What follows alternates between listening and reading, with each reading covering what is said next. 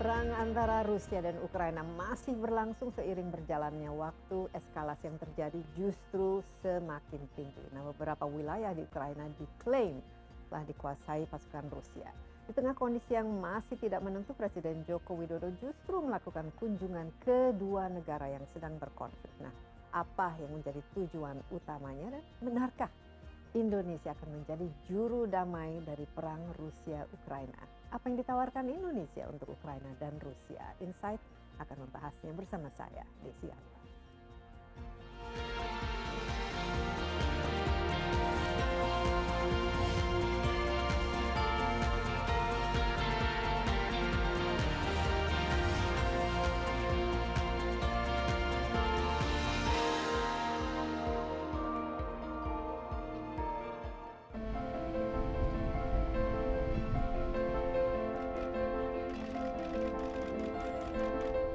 Presiden Indonesia Joko Widodo mengunjungi Ukraina pada Rabu 29 Juni 2022.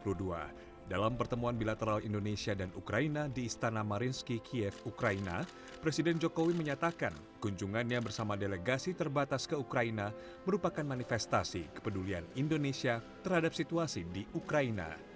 Menurut Presiden Jokowi, walau situasi sulit, penyelesaian konflik secara damai dan semangat perdamaian tak boleh luntur. Untuk itu, Presiden Jokowi menawarkan diri untuk membawa pesan dari Presiden Volodymyr Zelensky untuk Presiden Rusia Vladimir Putin. Sebelumnya, rombongan Presiden Joko Widodo mengunjungi puing-puing kompleks apartemen Lipki di kota Irpin. Presiden mengungkapkan kesedihannya setelah ia berkunjung. Ia berharap agar perang bisa segera dihentikan. Sangat menyedihkan sekali. Banyak rumah-rumah yang rusak, kemudian juga infrastruktur yang rusak. Dan kita harapkan tidak ada lagi kota-kota yang rusak di Ukraina akibat perang. Setelah bertemu Presiden Zelensky, rombongan Presiden Jokowi melanjutkan kunjungannya ke Rusia. Pada Kamis 30 Juni, Presiden Jokowi bertemu dengan Presiden Rusia Vladimir Putin. Dalam pertemuan tersebut, Presiden Jokowi menyampaikan beberapa hal, mulai menyangkut penyelesaian damai Ukraina dan Rusia hingga pasokan pangan dan pupuk. Sebagai penutup, dapat saya sampaikan bahwa Indonesia tidak memiliki kepentingan apapun kecuali ingin melihat perang dapat segera selesai dan rantai pasok pangan, pupuk, energi dapat segera diperbaiki, karena ini menyangkut kehidupan ratusan juta orang, bahkan miliaran manusia. Meski titik damai masih sulit ditemukan, Presiden Putin memastikan menjamin keamanan, ketersediaan, dan jalur pasokan bahan pangan ekspor dari Ukraina dan Rusia kepada dunia, khususnya negara berkembang yang terkena dampak ekonomi imbas perang kedua negara.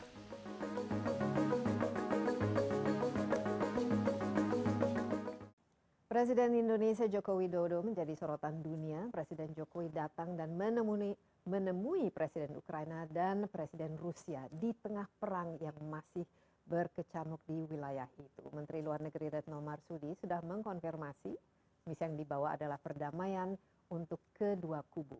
Sebelumnya Presiden Jokowi juga menemui beberapa pemimpin dunia yang tergabung dalam G7 di Eropa. Dan untuk membahas langkah taktis Presiden Jokowi, saya sudah ditemani Profesor Evi Fitriani, Guru Besar Hubungan Internasional dari Universitas Indonesia. Apa kabar, Prof. Evi? Baik. Terima kasih telah hadir bersama kita di studio, dan kita juga lakukan wawancara ini tentu saja dengan menerapkan protokol kesehatan. Ini penting ya, karena COVID masih ada di antara kita.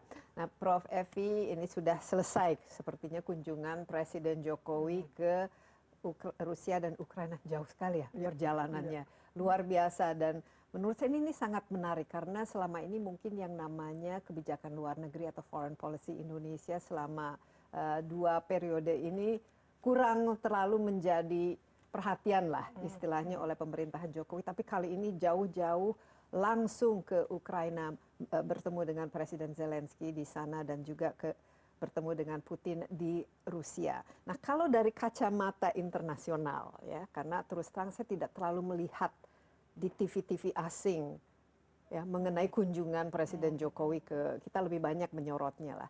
Bagaimana kacamata dunia internasional melihat kunjungan seorang presiden Republik Indonesia jauh-jauh datang ke dua negara yang sedang berkonflik itu? Kalau dari media internasional tampaknya sebagian perhatian terutama dari media Rusia dan media Ukraina ya, media Eropa lah. Ada beberapa berita dan cukup menyoroti juga karena mereka melihat kok negara kelihatannya tidak berhubungan langsung, jauh-jauh kepala negara lagi level paling tinggi diplomat datang. Dan satu-satunya kalau dari Asia selama ini ya. Ya, selama ini yang bisa dibilang karena mungkin Asia jauh ya dari Eropa. Namun saya pikir ini sebetulnya suatu yang sangat bisa dijelaskan karena pada dasarnya isu-isu global itu langsung berdampak pada masalah lokal, ya kan? Di Indonesia sendiri harga komoditas meningkat, energi meningkat, dan krisis ekonomi masih terasa. Nah itu dampaknya sebetulnya salah satunya selain karena efek dari pandemi yang berkepanjangan dan recovery program yang belum terjadi adalah karena perang ini. Perang ini membuat upaya memperbaiki ekonomi pasca COVID itu terhalang. Ya Jadi kan? lebih untuk itu manfaatnya bagi kita di Indonesia, lebih karena concern ekonomi terutama terhadap harga-harga pangan yang semakin meningkat akibat konflik di Ukraina ini. Salah satunya, jadi isu global, regional di Eropa yang berdampak pada global dan langsung berdampak juga pada kita pada level lokal.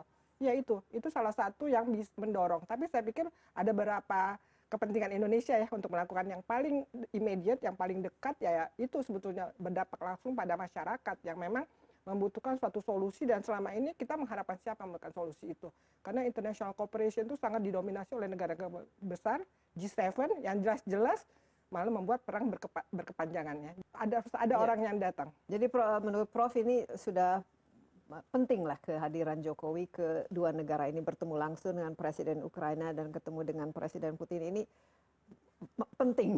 Saya pikir ini satu yang langkah yang penting, namun saya sih terus terang ini suatu strategi luar negeri yang cukup cerdas ya, inovatif juga gitu ya. Ini kira-kira idenya dari mana ya? Dari Kemenlu sendiri atau mungkin ide dari Presiden sendiri atau bagaimana? Karena ya kalau saya melihat ini kita ada momentum G20 juga, jadi memastikanlah undangannya juga sampai lah mungkin karena di situ juga Presiden Jokowi kan sempat ke negara-negara berkunjung ke G7 ya, G7 yang nanti tentu saja diharapkan akan hadir di G20 ini. Tapi ini sesuatu yang bagaimana dilihat di pemerintahan Jokowi? Ini sesuatu yang memang asal dari keinginan Presiden sendiri? Bisa jadi salah satu ya, karena kalau lihat dari selama ini beliau kan selalu ingin menyelesaikan masalah langsung pada sumbernya ya. Kalau belusukan dan sebagainya kan ini sebetulnya termasuk belusukan juga, tapi belusukan internasional ini belusukannya sebetulnya. jauh ya, iya, ke pasar di sana langsung. Sumber masalah ya kan. Jadi sebetulnya kalau lihat dari polanya sih mungkin beliau ada, cuma saya kira juga teman-teman di pemerintahan, entah di kantor presiden, entah di Kemlu, entah di teman-teman di Sherpa G20 gitu ya, yang memang mungkin menggodok ide ini gitu. Karena penting sekali kita juga mengamankan G20 summit itu. Karena bukan cuma sekedar itu image Indonesia supaya bagus sebagai presiden G20, tapi juga banyak sekali agenda penting, kerjasama ekonomi, kerjasama kesehatan di dalam G20 yang harus kita amankan. Yang kalau terjadi terus pertentangan antara G7 dengan Rusia ini bisa tersandera ya. Jadi saya pikir mendatangi G7 lalu mendatangi kedua pihak yang bertikai. Jadi paling tidak mengingatkan kembali, halo kalian mungkin sibuk di sana dan atensinya agak terdistraksi karena adanya konflik Rusia Ukraina ini dan juga mungkin istilahnya G20 akan agak sedikit dilupakan. Jadi ada misi untuk itunya juga ya. Prof. Evi, tapi apa kira-kira ini kembali dari mata Ukraina lah ya dan juga nanti dari mata Putin itu sendiri. Kehadiran Indonesia pasti memberikan moral support ya. Tapi secara praktis apa yang ditawarkan oleh Indonesia yang memang bisa betul-betul diterapkan selain dukungan moral dan juga kehadiran presiden dari Asia ini? Dalam proses peace building biasanya yang penting adalah 3 mediator yang trustable, yang dapat dipercaya. Nah, Indonesia sudah mewakili itu kan. Indonesia tidak berpihak pada salah satu kubu. Jadi kita dianggap suatu yang bisa diterima mediator yang bisa diterima Rusia maupun Ukraina. Jadi dari sisi aktor kita sudah. Yang kedua dari sisi output. Kita harus menghasilkan output yang kira-kira bisa diterima oleh kedua belah pihak. Karena rencana perdamaian biasanya tidak akan pernah tercapai bila salah satu pihak merasa nanti solusinya akan merugikan dia. Nah, itu saya pikir pentingnya Indonesia, Presiden Jokowi bertemu dulu dengan kelompok G7, Zelensky, lalu ketemu Putin. Karena di situ kan sebetulnya ada proses komunikasi ya, yang komunikasi yang dibawa message yang dibawa oleh Presiden kepada yang ujungnya nanti adalah Putin. Nah, kalau Putin merasa solusi yang ditawarkan atau Indonesia itu akan merugikan dia, tidak akan. Tapi persisnya apa yang ditawarkan? Kan tadi kita bicara mengenai ini isu pangan ya, perang di Ukraina ini telah meningkatkan harga-harga pangan, khususnya gandum dan lain sebagainya, pupuk, dan ini sangat berdampak terhadap perekonomian dan juga harga pangan di seluruh dunia termasuk di Indonesia. Dari situ apa yang bisa diterapkan secara konkret untuk memastikan bahwa ini bisa dibantu lah untuk dikendalikan, bahwa harga-harga ini bisa dipulihkan kembali? Yang kita bisa tawarkan adalah opsi untuk keluar dari perang, exit strategy from the war. Karena sebetulnya Putin itu tidak punya exit strategy. Jadi dia sudah pada sampai titik ketika perang berlarut-larut yang kalaupun perang dilanjutkan dia tidak akan menghasilkan apa-apa. Jadi cuma kalau untuk berhenti pada saat itu secara strategi ya, tapi exit strategi ini menurut saya tidak dimiliki karena dia tidak ya dari awal mungkin karena dia pikir dia akan memenangi perang ini kan. Yang ya sebetulnya Putin. Kalau dia dianggap hanya akan berlangsung mungkin beberapa hari, beberapa minggu, sekarang 4 bulan kemudian masih belum ada titik akhirnya dari perang ini. Jadi exit strategi yang kita bisa tawarkan apa persisnya? Momentum dia untuk stop. Jadi momentum dia untuk stop dengan mengatakan bahwa you have to stop karena sekarang seluruh dunia sudah akan mengapresiasi bila dia berhenti. Nah, gitu loh. Jadi itu yang kita tawarkan. Kita tidak akan mengekskludkan Rusia, itu saya bilang tadi. Solusinya harus solusi yang tidak merugikan atau tidak membuat posisi Putin kehilangan muka. Kehilangan muka. Itu. Tapi kan sebenarnya sebenarnya Putin yang memulai perang ini. Jadi kan dia yang memulai, tapi penyebabnya juga dari sisi sebelahnya. Jadi kita harus lihat both side lah. Ya, both side-nya ini yang harus kita lihat nih bagaimana sebenarnya nanti perang dari Rusia Ukraina ini akan berlangsung dan apakah kira-kira, karena saya waktu itu sempat mewawancara baik dari kedutaan Rusia dan juga Ukraina, sama-sama sangat yakin bahwa mereka akan memenangi perang dan dalam waktu yang singkat itu sudah lebih dari 1 bulan yang lalu. Prof, kita istirahat sebentar, tapi kita lanjutkan diskusi ini sangat menarik. Tetaplah bersama Insight with Desi Anwar, kami akan segera kembali.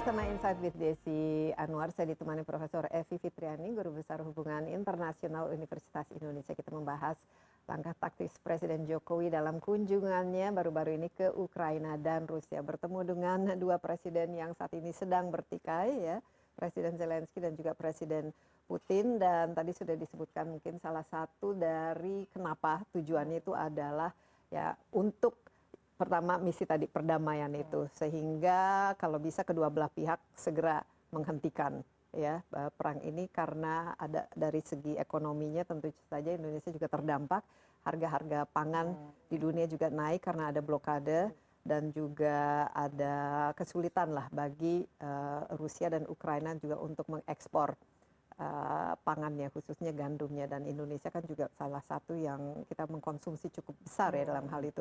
Jadi pertama untuk yang blokade pangan ini, kira-kira apa yang bisa ditawarkan agar ada kelancaran dari perdagangan atau ekspor gandum maupun yang dari Ukraina dan maupun dari Rusia seperti fertilizer dan juga kebutuhan pangan dan pokok yang lainnya yang bisa dijadikan sesuatu yang bisa diterapkan sehingga bisa menurunkan harga pangan. Perang ini kan memutus atau mengganggu rantai pasok tadi ya, komoditas yang Mbak Desi sudah logistiknya, itu, distribusinya. Jadi yang harus dilakukan ya stop the war, perang yang harus dihentikan. Saya pikir itu misi yang dibawa oleh Presiden Jokowi. Terutama kan perang ini kan karena serangan Rusia. Jadi yang berarti harus memang di approach adalah Rusia, Putin. bahwa you have to stop the war. Nah, Dan mungkin Rusia ada, kira-kira cukup yakin mendengarkan Presiden Jokowi? saya pikir ini momentum bagi Rusia bila ia ingin menyelamatkan muka sekarang. Kapan lagi? Tidak ada. This is the exit strategy that we can offer him. Ya Jadi Putin bisa mengatakan, oke, kalau Amerika atau negara G7 yang meminta saya untuk stop, pasti tidak. Karena mereka ini semua bagian dari NATO misalnya. Mereka semua musuh kita. Tapi Indonesia bukan musuh. Jadi mungkin ada karena keikatan historis ini ya. Ya. Waktu zaman Indonesia masih merdeka, waktu itu masih Uni Soviet, baik Rusia dan Ukraina kan teman dari Indonesia ya, Ya, Prof. Evi. Sampai sekarang mungkin ini kan masih relevan bagi Rusia. Indonesia punya hubungan historik yang kuat dengan negara-negara Eropa Timur sejak masa Khrushchev dengan Presiden Soekarno.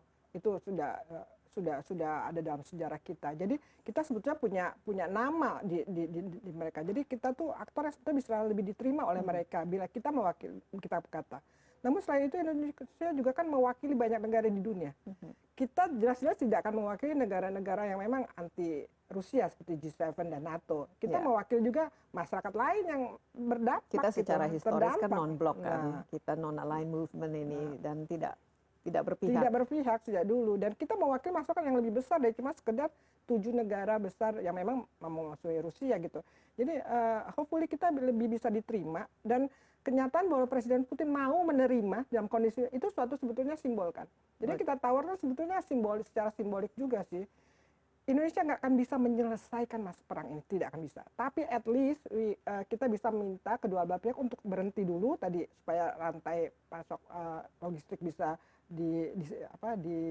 kembali normal dan membuka dialog. Nah, dialog ini harusnya mereka bisa jalankan gitu loh. Dan dialog ini yang menurut saya sih yang kesempatan berdialog ini yang ditawarkan Presiden Jokowi dengan membawa pesan ya, Tapi kalau kita lihat kan dari pihaknya Ukraina juga mereka kan ya tidak memerlukan dialog, mereka membutuhkannya support dari segi logistik, dari segi weapon, dari segi yang lain-lain ya supaya bisa mengalahkan lah pasukan Rusia itu sendiri. Sementara dari Rusia juga mungkin tidak memerlukan bantuan moral atau untuk perdamaian, tapi enggak, tapi artinya gini, kita kan melihat perang ini kan bukan cuma sekedar perang, tapi ini adalah perasaan fear, ketakutan antara Rusia dan Ukraine. Ukraine takut pada Rusia karena itu dia mencari bantuan ke NATO.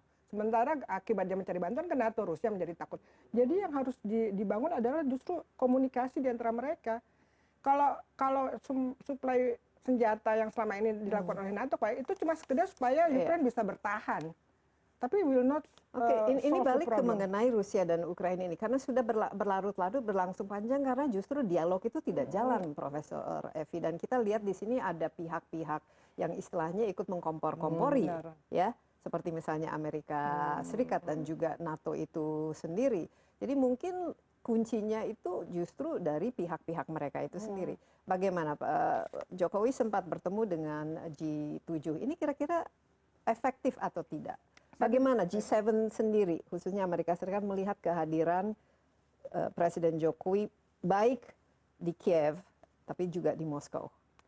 Saya pikir sebetulnya mungkin NATO G7 tidak mengira akan ada move dari Indonesia seperti itu. Saya pikir mereka tidak mengira. Jadi bagi mereka ini di luar hitung-hitungannya mereka. Itu yang pertama. Mereka tidak tahu bahwa akan ada kunjungan ini. Mungkin mereka tahu tapi tidak menyangka gitu Indonesia akan mengambil langkah ini gitu ya. Tiba-tiba mau ada kunjungannya. Tetapi saya pikir itu way out yang bisa kita tawarkan karena selama ini dunia itu seperti terkunci ya, seperti tersandera oleh kepentingan NATO dan Rusia, tengah-tengah Ukraine yang menjadi korban. Seakan-akan terkunci, seakan-akan tidak ada jalan keluar. Ya, ini kan dari panjangan dari perang dingin yang sebenarnya kan belum berhasil sampai sekarang ini. Ini proxy war sebetulnya karena pihak Barat NATO yang sebetulnya belum rela dalam tanda kutip bahwa power mereka itu sudah tidak dominan lagi di dunia. Ini sebetulnya bagian dari power shifting, global power shifting. Tapi ya itu saya bilang yang bisa kita tawarkan adalah kesempatan dialog itu bahwa solusi itu tidak harus melalui perang gitu. Nah, tentu saja kalau ditanya mereka mungkin mereka nggak suka ya. Mungkin bagi mereka mereka ingin kita tuh perang ini setahu saya mereka tuh ingin Indonesia mengambil posisi tapi posisinya tuh berpihak kepada pro Ukraine dan ini yang menurut saya pasti juga diminta oleh Presiden Zelensky bahwa Indonesia mendukung usaha Ukraine kan. Mereka melihatnya ini sebagai penjajahan dan Indonesia sebagai negara yang pernah dijajah menjadi bagian koloni. Kalau tidak salah, Ukraina selalu merasa bahwa dirinya itu adalah koloni yang berkepanjangan dari Rusia, sehingga mungkin agak beda perspektif di sini saya lihat ya, Prof. Ya, yang ditawarkan oleh Indonesia ke Ukraina. Tapi kita bisa menawarkan pada mereka bahwa kita ada sama-sama negara yang tidak mau terlibat dalam perang negara besar.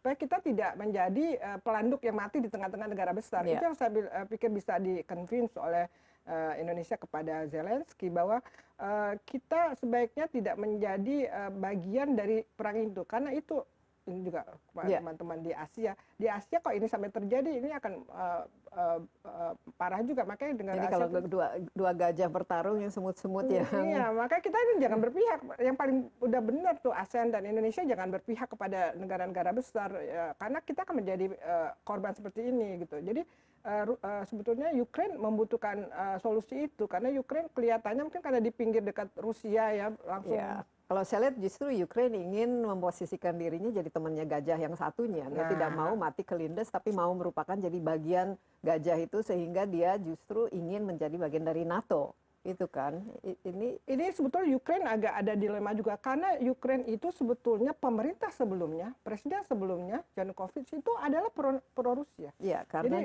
ada yang memang juga karena ditempatkan oleh Putin juga di situ. Jadi ini saya lihat ini masalahnya itu sangat-sangat pelik. Makanya sampai sekarang ini menurut saya nggak optimis ya, sebelum ada summit G20 nanti bulan November di Bali, bahwa perang di Ukraina ini akan selesai. Saya nggak optimistis karena melihat perjalanan seperti ini. Justru perjalanan ini mungkin bisa mencari jalan ke sana. Begini ya, kita tidak akan bisa menyelesaikan perselisihan mereka, enggak. Tapi paling nggak kita perang selesai itu positif. Kenapa? Sebetulnya saya nggak tahu Presiden Jokowi mengatakan ini apa tidak kepada Putin, tapi selama ini kan Putin di-exclude, ya kan, diisolasi, diberi sanksi, lalu ya karena ulahnya Putin juga. Nah, ada. Presiden Jokowi bisa mengatakan pada Putin, dan dalam kondisi itu Anda mau hadir ke G7. Bayangkan saya sebagai tuan rumah bagaimana gitu kan. Jadi G20. Bagaimana saya sebagai tuan rumah. Jadi Presiden Jokowi bisa mengatakan pada Putin, kalau mau datang berhenti perang. Nah, kan bisa itu. Ini mungkin menarik ya, karena kalau menurut saya ini mungkin salah satu kenapa kunjungan ini dilakukan adalah ya untuk mengantarkan undangan ke G20 ini supaya kita pesta G20 di Indonesia ini akan berhasil dan tidak karena ini sesuatu momentum juga bagi Indonesia untuk menunjukkan dirinya bagaimana memposisikan diri kita di kancah dunia internasional ya. Kita istirahat sebentar, Prof. Evi, tapi kita akan lanjutkan setelah yang berikut ini. Tetaplah bersama Insight with Desi Anwar.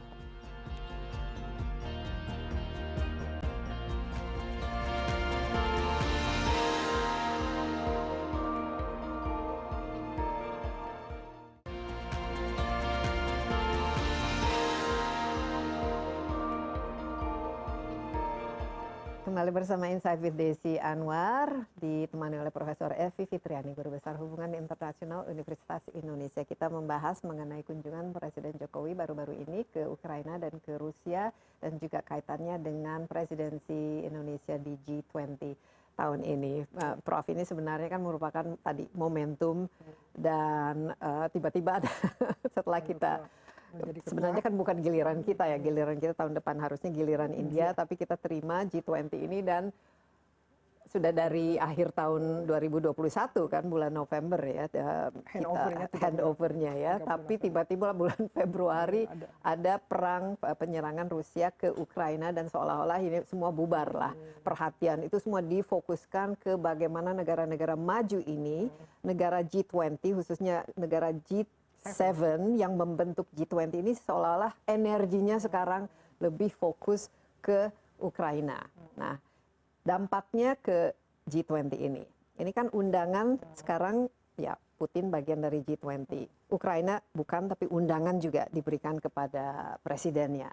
Nah, kalau dua-duanya datang, atau kalau hanya satu yang datang, atau dua-duanya tidak datang, atau ini bagaimana nih skenarionya bagi presidensi G20 di Indonesia? Misalnya, perang masih belum berakhir. Sebetulnya G20 itu kan termasuk juga Rusia. Jadi kalau Rusia adalah anggota asli dari G20. Ya, dan otomatis pasti diundang. Sementara sebagai presiden tuan rumah biasanya suatu negara tuh berhak mengundang negara-negara tambahan. Nah, salah satu yang sekarang diundang adalah Ukraine. Padahal kita tadinya nggak niat, tapi karena kasus ini kita undang Ukraine. Saya pikir itu suatu langkah kompromi yang dilakukan Indonesia, yang ditawarkan Indonesia kepada kedua belah pihak supaya tidak menyandera G20, supaya G20 bisa hadir.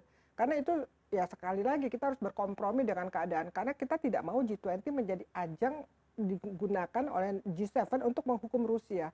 Karena agenda-agenda kerjasama dalam G20 baik dalam finance track maupun Sherpa track ini itu ada luar biasa. agenda global. Iya, agenda, banyak. Ya. Dan ada di situ ada kaitannya dengan kesehatan, ada teknologi, ekonomi, ada ekonomi, ya. ada climate issues dan lain sebagainya. Itu banyak jauh lebih penting. Tapi gitu kelihatannya justru agenda Rusia dan menghukum Rusia ini merupakan sekarang bagian inti dari G20 itu sendiri. Contohnya, kalau misalnya Presiden Putin datang dan Zelensky tidak datang, itu pasti kita juga akan diboykot oleh misalnya Amerika Serikat. Belum tentu, Mbak. Karena kan kita sudah atau paling tidak mereka walk out. Ini kan yang sudah mereka lakukan selama ini. Ya, saya barusan ya, tapi saya belum kasih tahu. Ada strategi untuk membuat mereka tidak. Bagaimana? Apa? Kayaknya saya belum bisa ngomong karena nanti saya bisa dimarahi oleh teman-teman di Sherpa. Tapi artinya sebagai tuan rumah akhirnya Indonesia harus kreatif dan inovatif ya, menciptakan forum dan program pertemuan yang sedemikian rupa sehingga semua pihak nyaman.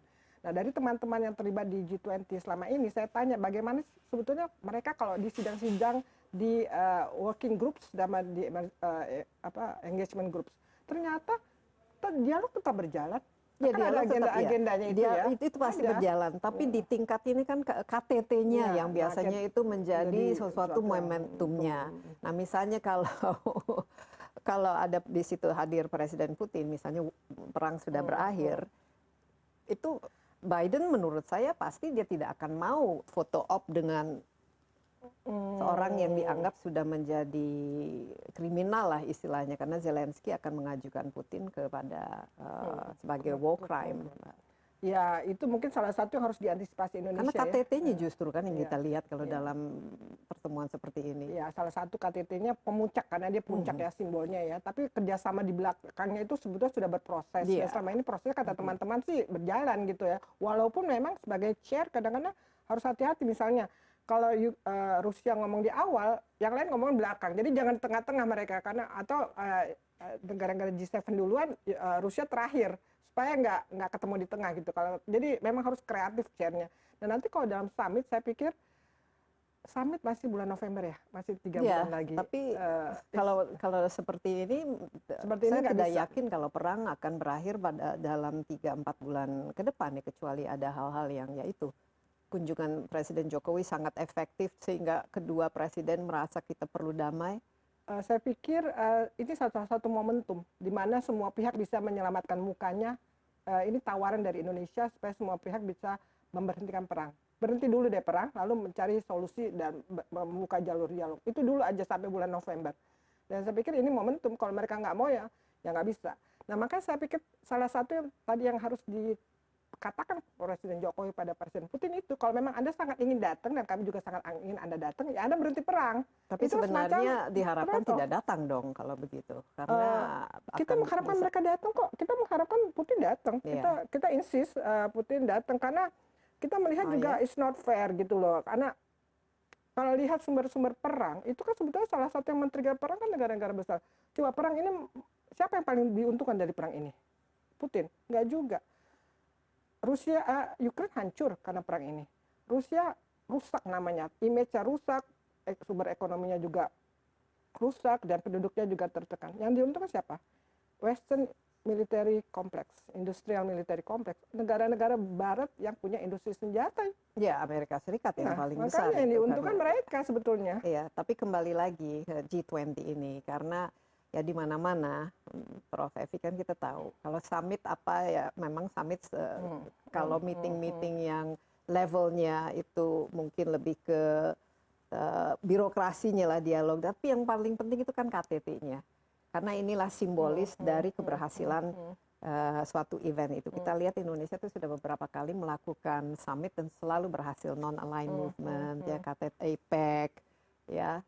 Tapi ini G20 ini menurut saya kalau misalnya sampai negara Amerika Serikat gitu atau negara Eropa yang semuanya mendukung Ukraina tiba-tiba merasa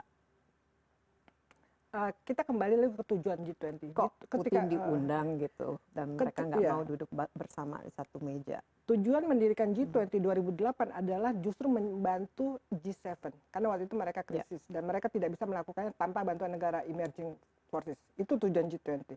Jadi kalau sekarang negara G7 tadi tidak mau hadir, itu akan kembali ke mereka. Mereka sadar bahwa yang akan rugi mereka sendiri karena mereka yang mendirikan G20 untuk membantu mereka. Kalau sekarang mereka sampai tidak ada kan mereka berarti kredibilitas G20 sendiri bisa dan mereka sendiri yang menghancurkan G20 kan.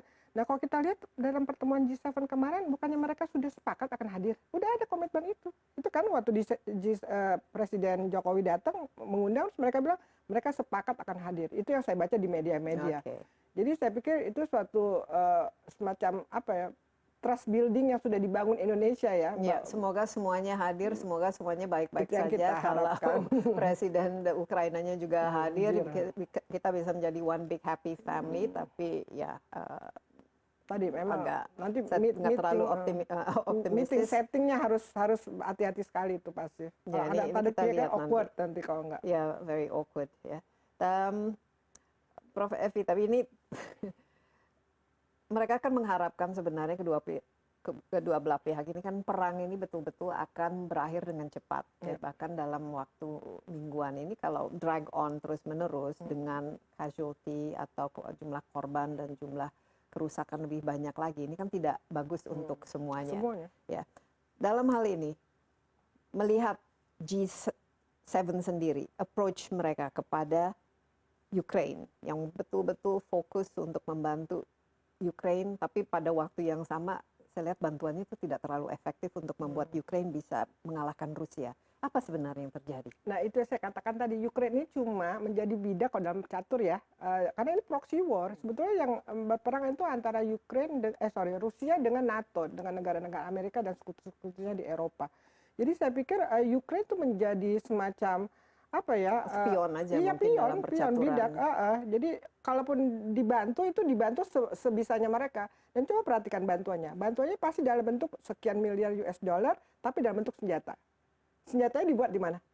Ya, di negara. Nah, mereka jadi sebetulnya membantu senjata. Siapa yang harus mengoperasikan senjata? Ya orang Ukraine. Jadi kalau yang mati ya orang Ukraine yang mati. Dan saya pikir kalau Ukraine ya dalam tanda kutip ya sadar, mereka harusnya berhenti menjadi bidak seperti ini gitu, karena mereka sendiri rugi gitu loh. Dan saya pikir ini salah satu Western menurut saya suatu tindakan yang tidak etis kalau menurut saya dari negara-negara Barat ya. Kalau selama ini mengatakan tidak etis. Tapi Ukraine ya setelah Uni Soviet bubar ya mereka kan menjadi negara yang bebas. Ya, seperti Indonesia juga, negara yang bebas kan berhak dong dengan kebebasannya dan tidak ingin dijajah kembali. Jadi mereka juga memiliki alasan yang baik untuk menjaga kebebasan dirinya dong. Kalau kita masuk segala macam upaya. Kalau kita masuk ke dalam sejarah Ukraina, bagian-bagian negara Ukraina, ada sebagian wilayah Ukraina bagian timur itu yang sebetulnya diduduki oleh diaspora Rusia. Yang itu sebetulnya yang ingin dibebaskan Putin kan. Iya, tapi tergantung. Kalau bicara dengan pihak Ukraina pasti tidak seperti itu. Mereka merasa bahwa dirinya itu dari dulunya memang dijajah oleh Rusia dan ini ya disitulah kita juga harus memahami, kita sebagai negara yang pernah dijajah, siapa sih yang mau dijajah dan apalagi dihancurkan negaranya. Prof, ini menarik sekali diskusinya. Kita masih ada beberapa segmen lagi. Tetaplah bersama kami. Insight with Desi Anwar akan segera kembali.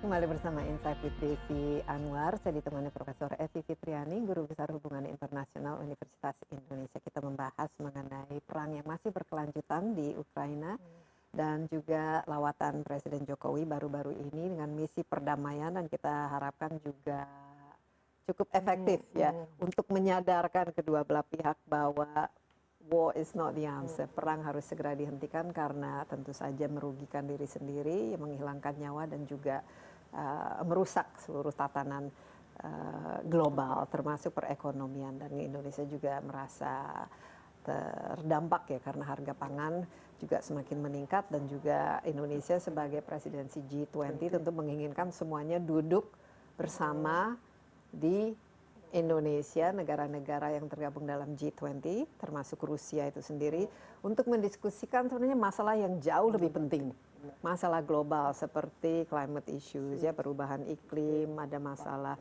seperti ya kesehatan, pandemi, energi dan juga yang ekonomi dan lain sebagainya, trade. Nah, tapi tadi Profesor Evi menarik sekali bahwa sebenarnya perang ini adalah perang proksi antara Rusia dan negara-negara yang tergabung di bawah NATO. Nah, kalau kita ingat waktu zaman Perang Dingin, dulu kan ada dua fakta pertahanan, ada NATO, North Atlantic Treaty Alliance, yang di situ ada Amerika Serikat dan negara-negara Eropa, dan di timur Eropa itu ada yang namanya Warsaw Pact, ya, Uni Soviet dan juga satelit-satelitnya negara-negara Eropa Timur. Ketika Uni Soviet bubar, Warsaw Pact juga ikut bubar, negara-negara ini semua menjadi negara demokrasi dan bebas, tapi NATO masih ada. Itu yang pertama. Bukannya ikut bubar, tapi dipertahankan. Kedua, dengan adanya situasi ini, negara-negara yang selama ini cukup netral seperti Swedia, Finlandia, dan negara yang bukan bagian dari NATO, sekarang ingin ikut menjadi bagian, termasuk Ukraina itu sendiri. Bagaimana analisanya ke depan kalau memang negara NATO terus terekspansi? Kedua, posisi Indonesia yang dulu kita memang bagian dari negara-negara non-blok ini bagaimana? Dan konstelasi dari global politik dunia ini akan seperti apa? Sebetulnya ketika tahun 91 itu kalau nggak salah saya, James Baker, Menteri Luar Negeri Amerika, pernah memberikan janji kepada counterpartnya di Rusia bahwa ya tahun 90 karena berakhirnya perang dingin setelah 89 Berlin Wall, bahwa NATO tidak akan ekspansi kecuali dengan Jerman Timur. Karena waktu itu Jerman Timur bereunifikasi ke Jerman Barat, udah desit. Tidak akan ekspansi supaya kelompok Patawasawa dan terutama Rusia tidak merasa terintimidasi. Itu janji. Dan sekarang janji itu yang sebetulnya tidak ditepati oleh NATO dan Amerika. Dan itu yang membuat Rusia merasa dikepung. Akhirnya bukan cuma Jerman Timur, tapi juga negara Visegrad country, yaitu Polandia, Hungaria, Czech, itu masuk jadi anggota NATO. Dan sekarang bahkan Ukraine juga ingin masuk. Nah, Rusia kan makin merasa tidak dihormati, sphere of influence-nya dikelilingi oleh musuh yang siap menembakkan senjata pada dia. Polandia itu sudah disenjatai senjata nuklir. Karena itu Rusia sekarang mensenjatai Belarus juga dengan nuklir. Nah, makanya saya takutkan sekali akhirnya melebar kemana-mana ini, bukan cuma di Ukraina saja. Jadi sebetulnya ada insecurity feeling yang dirasakan Rusia. Memang Rusia itu sejak dulu di zaman Tsar itu sudah selalu merasa dikelilingi oleh negara-negara dulu Jerman ya, Austro-Hungaria dan sebagainya, Prusia. Ya, tapi justru karena yang dulu itu Rusia itulah yang bersifat ekspansionis. Mereka yang justru menelan, memakan negara-negara kecil yang di sekitarnya. Nah, itu kan karena ya, awalnya itu dari situ ekspansionisme dari Uni Soviet itu sendiri yang dilihat. Kalau saya lihat negara-negara NATO ini mereka tidak akan menyerang, tidak akan menjajah, tidak akan mengkoloni sebuah negara yang sifatnya sudah merdeka. Itu kan agak sedikit berbeda kan, Prof. Evi? Nah, itu yang disebut security dilemma. Rusia merasa dikelilingi. Sementara negara-negara yang di sekelilingnya merasa takut dengan Rusia yang besar. Ya kan? Sebetulnya itu security dilemma yang kalau solusinya selama ini kalau kami kan ya dialog. Ada confident building. Tapi siapa yang bisa berdialog? Karena sekarang kedua pihak itu tidak ada poin mereka di mana mereka bisa berdialog. Ketika di abad ke-19 di Europe itu ada yang namanya Council of Europe. Waktu itu Council of Europe itu dibentuk setelah perang Napoleon. Dan itu survive Eropa sampai 100 tahun akhirnya berakhir ketika perang dunia satu. Kenapa? Karena di situ 5 negara besar itu melakukan dialog. Tapi sekarang tidak ada. PBB saja bagaimana menurut Prof? Nah, Apakah efektif untuk menyerukan ayo berdamai? Enggak, sebetulnya Europe is the problem of Europe. Jadi harus mereka yang bisa menyelesaikan itu. Tapi Eropa sudah berpihak kepada Ukraina. Jadi siapa kira-kira? Nah, itu makanya selain ya Indonesia, makanya di sini saya lihat ada momentumnya. Tapi efektivitas dari kehadiran Indonesia ini sendiri kan mungkin belum kita bisa lihat kan. Tapi negara-negara lain yang bisa menjadi penengah dalam hal ini. Ya nggak ada, makanya saya bilang kalau tadi. India ada. Bagaimana? India ini kan kita kan dulu bagian dari kan non blok lah istilahnya yang tidak saya nggak mau mengatakan sesuatu yang menyinggung nanti. Saya ada hal-hal dari makanya ini kan I don't think India saya tidak merasa India mendapat trust cukup dari negara-negara Eropa seperti mereka trust Indonesia. Indonesia itu dapat trust. Jadi Indonesia lebih cocok dalam hal ini. Kalau dari yang saya dengar dari teman-teman di Eropa maupun di negara lain ya, Indonesia dianggap lebih kredibel karena Indonesia dianggap lebih genuine, lebih tulus ketimbang walaupun kita juga pasti punya kepentingan, tapi ketimbang itu bagi mereka masih normal. Dan kita tidak mewakili siapa pihak timur dan pihak barat, karena kita pernah punya pengalaman buruk juga kan dengan pihak barat ini, dan maupun pihak timur kita nggak mau berpihak, tapi kita tulus mengatakan kita mau berhenti karena itu merugikan kita dan merugikan dunia juga, bukan cuma Anda saja gitu. Jadi saya pikir tadi tengah Mbak Desi bilang tidak ada yang bisa membuka dialog di Eropa, ya tepat sekali karena pintu dialog itu sudah ditutup oleh NATO. NATO sekarang agak keras kepada Rusia. Indonesia waktu itu kita nggak di tanggapan Indonesia tidak ada sama sekali ya kalau kita bicara mengenai NATO dalam konteks G7 ini, kita tidak bisa memberikan masukan misalnya mengenai kira-kira apa sih yang harus approach yang paling baik. Kita bisa kan ketemu dengan presiden kan tadi kita ketemu dengan presiden Jerman atau kanselir Jerman atau kita itu seberapa sih suara Indonesia itu didengarkan kalau di Eropa yang semua itu hawkish ya saya lihat semuanya itu sangat anti Rusia. Kalau saya lihat kita nggak ada tempat juga buat mereka, gitu. Kecuali kita menawarkan sesuatu yang menguntungkan mereka, ya kan? Karena kita nggak mau menawarkan dengan mengatakan kita berpihak pada Anda. Jadi saya rasa kalau untuk menawarkan dirinya justru ke negara-negara G7 ini, negara yang NATO G7, ini bukan ke Ukraina dan Rusia yang tidak. Menurut saya mereka tidak bisa menghentikan perang itu sedemikian rupa. Saya harus pikir G7 ada dukungan itu kan yang harus dikurangi. Saya pikir G7 itulah tujuannya Presiden Jokowi datang ke G7 kan. Itu saya pikir salah satu tujuannya bahwa mengconvince mereka bahwa ini adalah kepentingan bersama kita. Karena G7 kan salah satu dibentuk untuk menstabilkan dunia pasca krisis. Nah ini makin krisis bukan menstabilkan, kan kita bilang kayak gitu sama mereka. Jadi kalau mau kira-kira didengarkan nggak ya? Kalau kita dengan serius, kalau kita buka dengan mereka, saya pikir mereka akan dengar juga gitu. Karena G7 itu kan negara eksklusif, negara kaya eksklusif yang kalau setiap ketemu yang membicarakan kepentingan mereka. They have to know ada insight lain di dunia ini yang bukan G7 yang mewakili banyak sekali masyarakat di dunia. Nah ini penting sekali karena ya tadi Profesor Evi betul sekali ya, seolah-olah nih dunia ini hanya revolve negara-negara yang kaya berpengaruh ya memang mereka yang mereka punya teknologi, mereka punya defense atau kekuatan, resources, mereka juga punya semua kekayaan dan lain sebagainya. Kita masih ada satu segmen lagi Prof. Evi, tapi kira-kira bagaimana ini ke depannya? Jangan kemana-mana dulu, Insight with Desi Anwar masih akan segera kembali.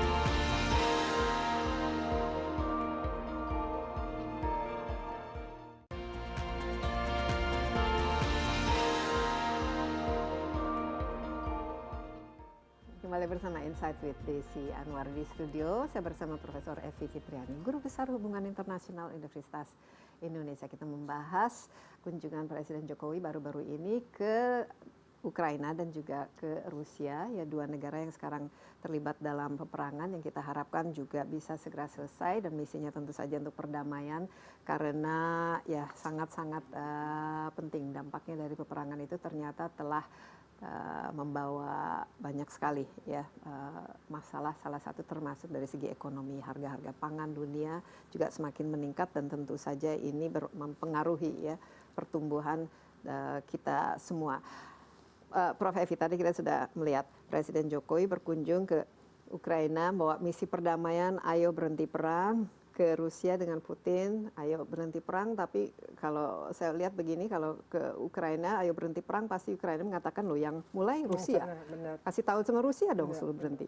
Ketika ke Rusia, ayo berhenti perang, loh itu kan salahnya negara-negara NATO. Jadi kuncinya itu harus ada dialog juga dengan negara-negara yang selama ini yang mendukung lah, mengipas-kipasi dan memberikan support kepada konflik ini sehingga menjadi terjadi eskalasi. Nah, ini momentum G20 ini harusnya kan Indonesia bisa menempatkan diri menjadi penengah berbicara kepada negara-negara G7, G7 ini yang merupakan negara inti dari G20. Kita harapkan semuanya bisa hadir ya. Bagaimana betul-betul memanfaatkan momentum ini sehingga suara Indonesia, kehadiran Indonesia dan kepemimpinan Indonesia itu betul-betul terasa sampai ya menjadi sesuatu tonggakan bersejarah lah. Ya, kita harus meyakinkan dan mengingatkan lagi kepada G7 bahwa G20 itu dulu didirikan juga untuk mereka. Dan mereka yang mendirikan G20 itu untuk membantu mereka keluar dari krisis tahun 2008. Jadi sebetulnya kalau sekarang mereka menggunakan G20 untuk menghukum Rusia, yang rugi bukan cuma seluruh dunia, tapi juga G7 akan berdampak juga. Krisis ekonomi yang dialami mereka juga akan berkepanjangan gitu. Jadi saya pikir momentum Presiden Jokowi mendatangi G7 Summit sebelum mendatangi dua pihak ketiga itu sudah kesempatan yang sangat bagus gitu. Memang kan tadi tujuannya kan ke G7 ini ya. Jadi sekaligus memberikan undangan dan meng-convince mereka untuk datang, dan kalau yang saya baca dari media mereka sudah pledge akan datang, they will come. Jadi itu menurut saya suatu janji yang mungkin cukup baik karena itu political will kan, berarti kan political will dari the highest leader of the countries. Dan kita harapkan dari highest leadersnya itu juga datang. Kalau tidak ini kan semacam penggembosan lah dari acara G20 itu sendiri kan, Prof. Evi, dan ini sesuatu yang sayang kalau saya melihat ya. Ya itu merugikan Indonesia tapi merugikan G7 juga ujung-ujungnya. Iya, tapi ini kan momentum diplomasi yang harus kita maximize ya. Tadi ada yang menarik yang Prof. Evi sebutkan, kenapa kita juga tidak melihat dari yang pihak yang bukan di bawah NATO atau bukan di bawah yang barat inilah. China, India, Turkey, yang mungkin selama ini juga temenan dengan Rusia, apalagi Turki ya, dengan China. Ini bagaimana ke depannya? Kalau gerakan non-blok kan sekarang kan ya karena tidak ada bloknya lagi, bisa dikatakan tidak ada. Ada semacam multi polaritas yang harus diciptakan supaya tidak hanya melulu kedua Rusia dan NATO ini. Benar, karena sebetulnya 2 atau 3 minggu yang lalu BRICS sudah melakukan summit juga. Jadi Rusia, Cina, Brazil, India itu melakukan summit.